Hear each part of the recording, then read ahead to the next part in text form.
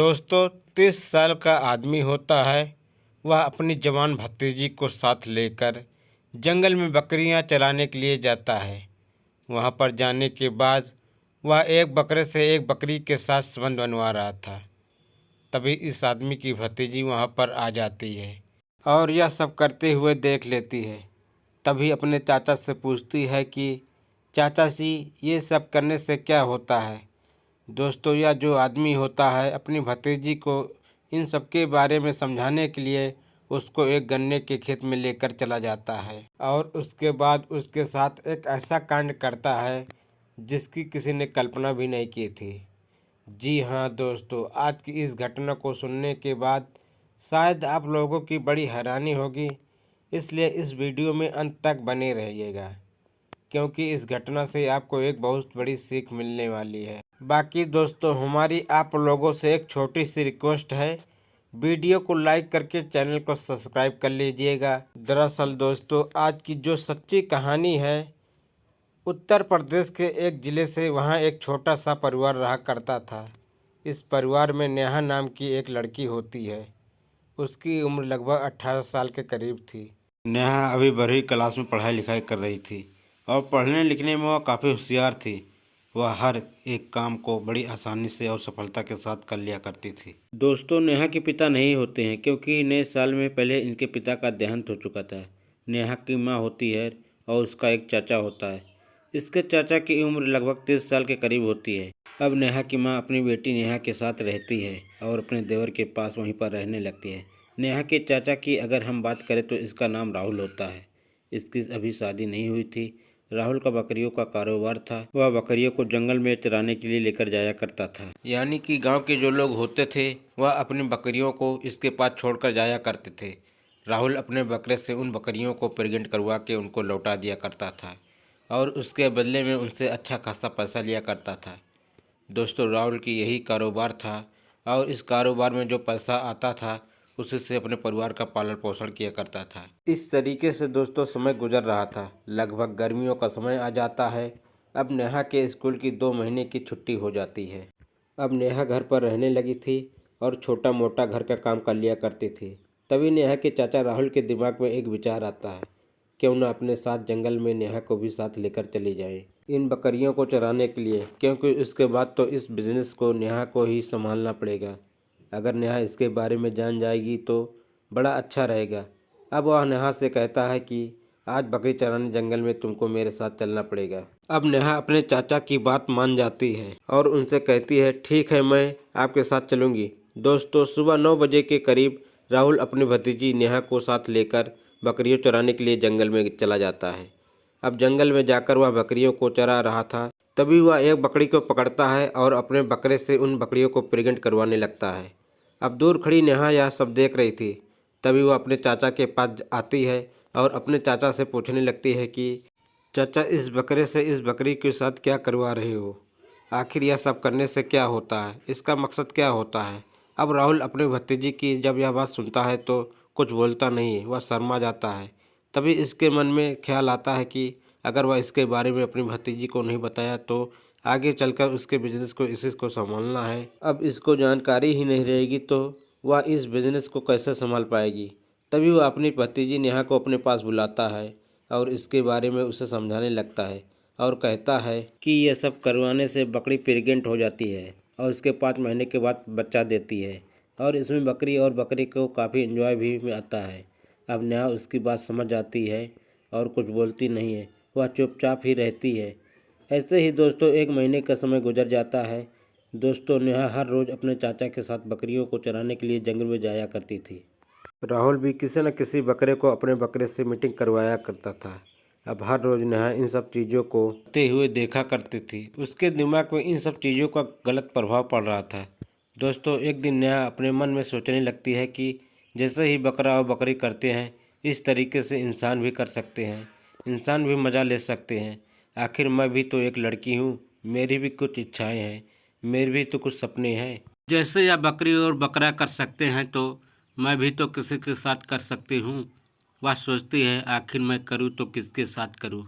तभी नेहा के दिमाग में अपने चाचा के प्रति गलत विचार आ जाते हैं और वो अपने चाचा के साथ ही यह सब करने के बारे में सोचने लगती है कि अगर अपने चाचा के साथ करेगी तो इसमें कोई हर्ज नहीं है।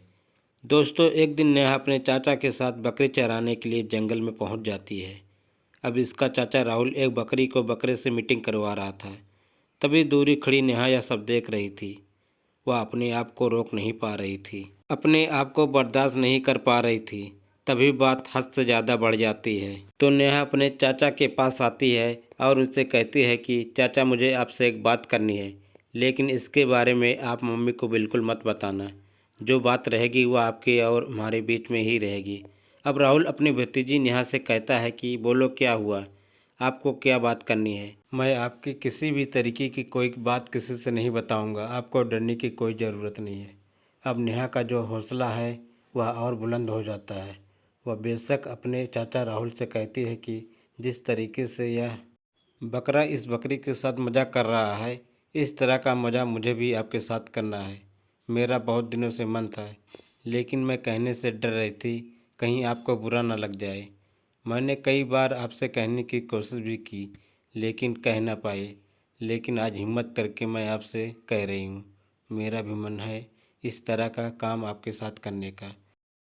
अब राहुल अपनी भतीजी करीब 10 मिनट के बाद नेहा फिर अपने चाचा से पूछती है कि चाचा जी, आपने मेरी बात का कोई जवाब नहीं दिया।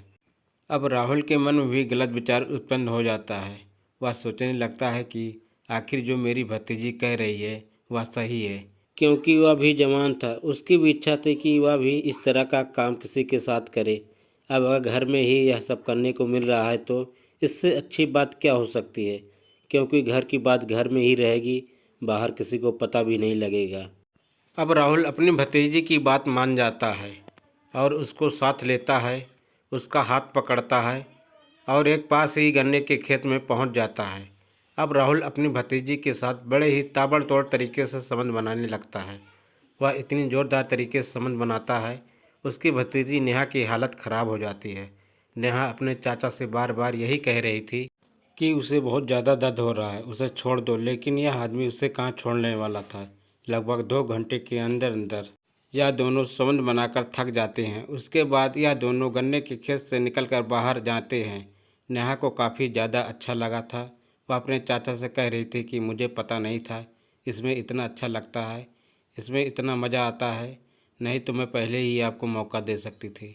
अब राहुल अपनी भतीजी की यह बात सुनकर मुस्कुरा देता है। उसके बाद वह अपनी बकरियों को लेकर अपने घर पर आ जाता है। दोस्तों, नेहा जब भी अपने चाचा के साथ बकरियां चराने के लिए जंगल में जाया करती थी तो वह हर रोज़ अपने चाचा के साथ अपनी इच्छा को पूरी करने लगी थी। इस तरीके से दोस्तों 4 महीने का समय गुजर जाता है। एक दिन नेहा की अचानक तबीयत खराब हो जाती है। उसको बहुत ज़्यादा उल्टियाँ आने लगती है। अब इसकी माँ को काफ़ी टेंशन हो जाती है। वह अपने मन में सोचने लगती है कि मेरी बेटी की अचानक तबीयत कैसे खराब हो सकती है। अब वह अपनी बेटी नेहा को साथ लेती है और पास ही एक नज़दीकी हॉस्पिटल में पहुंच जाती है। अस्पताल में एक लेडीज डॉक्टर होती है और वह नेहा का चेकअप करने लगती है।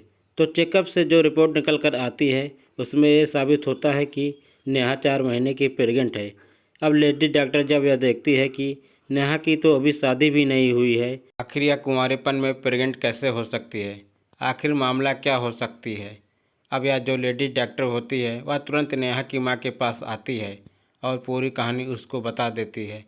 अब नेहा की माँ जब यह बात सुनती है कि उसकी बेटी कुंवारे में ही प्रेग्नेंट हो चुकी है तो उसके पैरों के नीचे ज़मीन खिसक जाती है और वह डॉक्टर से कहती है कि डॉक्टर साहब, इसके बारे में आप किसी को मत बताना, हमारी इज्जत का सवाल है। अब नेहा की माँ नेहा से पूछने लगती है कि बेटा यह कैसे हुआ, तुम कुंवारी हो लेकिन कुंवारेपन में तुम प्रेग्नेंट कैसे हो सकती हो, आखिर इसके पीछे राज क्या है। अब नेहा अपनी माँ से डर रही थी, कुछ बता नहीं रही थी, लेकिन जब इसकी माँ बहुत सख्ती से पूछती है कि तो नेहा टूट जाती है और पूरी बात बता देती है और कहती है कि जब अपने चाचा राहुल के साथ बकरियों को चराने के लिए जंगल में जाया करती थी तभी मैं उनके साथ यह सब काम किया करती थी और उसी का यह नतीजा है कि मैं प्रेग्नेंट हूँ।